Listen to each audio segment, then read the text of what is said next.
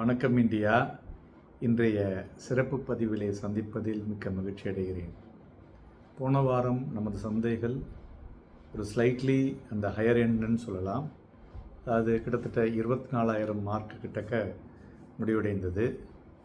மெயினாக ஏறியதற்கு ஒரு blue chip companies ஒரு பங்களிப்பு மற்றும் ஐடி இண்டெக்ஸ் ஒரு 3% அதிகரித்ததுனால மார்க்கெட்டை அந்த லெவலில் நிற்க வைக்க முடிந்ததுன்னு சொல்லலாம்.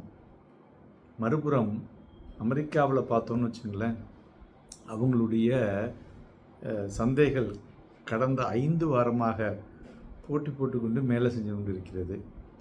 Record gain. ஆயில் இந்த வாரம் வீழ்ச்சி அடைந்திருக்கிறது. ஸோ தங்கமும் அதுபோல் வீழ்ச்சி அடைந்திருக்கிறது.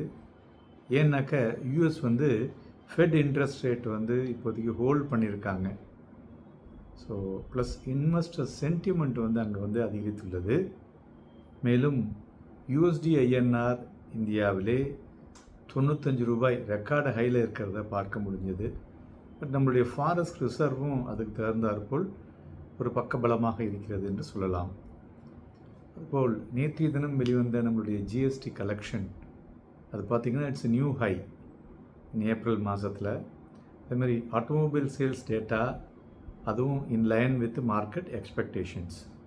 ஸோ மேலும் யூஎஸ்னுடைய FY 26 நம்ம ட்ரக்ஸ், அதாவது மேனுஃபேக்சரிங் கம்பெனிஸ் மருந்துகள் எக்ஸ்போர்ட் பண்ணோம் இல்லையா, அது 10% குறைந்துள்ளது.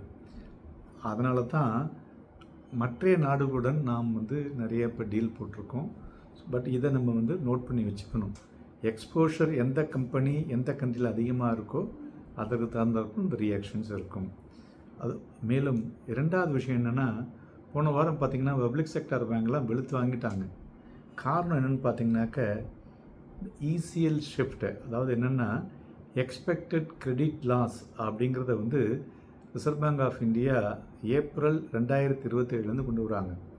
அதாவது என்பிஏவை முன்னாடியே அக்கௌண்ட்டில் போட்டு எடுத்துரு காசை வெளில அதை டெபிட்டை காமிச்சிடு அப்படிங்கிறாங்க. So no window dressing. இது ஒரு விதத்தில் பப்ளிக் செக்டார் பேங்குக்கு நன்கு இருக்கும் என்று சொல்லலாம். அதனால் public sector bank as well as NBFC இப்போ என்ன பண்ணுறாங்கனாக்க காமன் ஈக்விட்டி டயர் CET1 அதன் மூலியமாக அவங்களுடைய ஈக்விட்டி மற்றும் பாண்டினுடைய அமௌண்ட்டை ஏற்றுறாங்க. இது இன்டைரக்டாக என்ன பண்ணுறாங்கன்னா கவர்மெண்ட் அவங்களுடைய ஓனர்ஷிப்பை டைலூட் பண்ணுறாங்கன்னு அர்த்தம். ஸோ அதனால் இப்பொழுதைக்கு அழுத்தம் இருந்தால் value buy in PSU bank புத்திசாலித்தனம். ஓகே. ஸோ மேலும் மியூச்சுவல் ஃபண்ட்ஸ் பார்த்தோன்னா ஏப்ரல் மாதத்தில் ஒரு ஸ்ட்ராங் இன்ஃப்ளோ இருந்தும் டோட்டல் பர்ச்சேஸ் பார்த்திங்கனாக்க ரொம்ப கம்மி, 26,000 கோடி தான் வாங்கிடுறாங்க. அதே இது மார்ச் மாதம் 1 ட்ரில்லியனுக்கு ஈக்விட்டி மார்க்கெட்டில் மியூச்சுவல் ஃபண்ட்ஸ் வாங்கியிருக்காங்க. ஸோ இது மெயினாக இந்த ஜியோ பொலிட்டிக்கல் இன்புட்னால தான் இதுன்னு சொல்லலாம். அதுபோல் டிஃபென்ஸ் அண்ட் ஆட்டோமொபைல் செக்டார் அருமையாக பண்ணியிருக்கிறத நான் வெளியே சொல்லிட்டேன் உங்களுக்கு. ஓகே. இப்போ எல்லோருக்கும் வரும் வாரம் என்ன ஆகும் அப்படிங்கிறதுல ஒரு இஷ்யூ இருக்குது இல்லையா. நம்ம க்ளோஸாக வாட்ச் பண்ண வேண்டியது க்ரூட் ஆயில் ப்ரைஸ். அது கண்ணா அப்படின்னா எகிருது. ஸோ ஆனால் போன வாரம் இறங்கியிருக்கு, அது இன்னும் ஃபர்தராக இறங்கணும். ரெண்டாவது, இந்த ட்ரம்ப்புக்கும் ஈரானுக்கும் வேறு விவஸ்தையும் இல்லை, வேலையும் இல்லை. ஸோ மறுபடியும் ஃபர்தர் பீஸ் நெகோசியேஷன் அப்படின்னு சொல்லியிருக்கானுங்க. ஸோ இவங்க 2 பேரும் என்ன திட்டம் போடுறாங்களோ அதுக்கு தகுந்த தான் சந்தைகளில் ரியாக்ஷன்ஸ் இருக்குது. ஸோ அதுவும் பார்க்க வேண்டும். மூன்றாவது, நம்மளுடைய state assembly elections Tamil Nadu, Pondicherry, Kerala, Assam and Bengal, இதனுடைய இம்பேக்ட், இந்த அவுட்கம் கண்டிப்பாக இதில் எவ்வளோ இடத்துல பிஜேபி எவ்வளோ பர்சன்டேஜில் வராங்க அப்படிங்கிறத வைத்து அதற்கு தகுந்த மாதிரியான ரியாக்ஷன்ஸ் இருக்கக்கூடும். அடுத்தது, இப்பொழுது வெளிவந்து கொண்டு இருக்கக்கூடிய நம்மளுடைய குவார்ட்டர்லி ஏர்னிங் ரிசல்ட்ஸ் அது பார்த்திங்கன்னா நன்கு இருக்குது. அதனால் சென்டிமெண்ட் இஸ் குட் அப்படின்னு சொல்லலாம். அதுபோல் USD INR பார்த்தோன்னாக்க அதுவும் மார்க்கெட்டில் ஒரு டைரக்ஷனை, ஒரு ஷிஃப்டை வர வாரத்தில் கொடுக்கக்கூடும். மேலும் PMI டேட்டா குளோபலாக இருக்குது. இதுதான் key trigger to the market.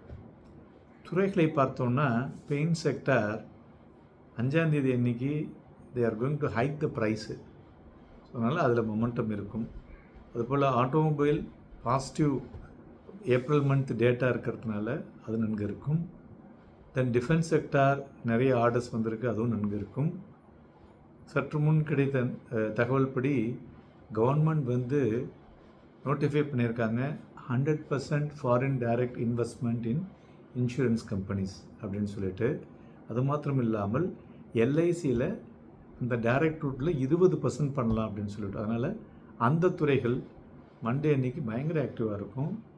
மேலும் மெயினாக ஹோட்டல் அண்ட் ரெஸ்டாரண்ட் அது வந்து ஒரு நெகட்டிவ் சென்டிமெண்ட்டாக இருக்கக்கூடும், விற்று வாங்குவதற்கு நன்கு இருக்கக்கூடும்.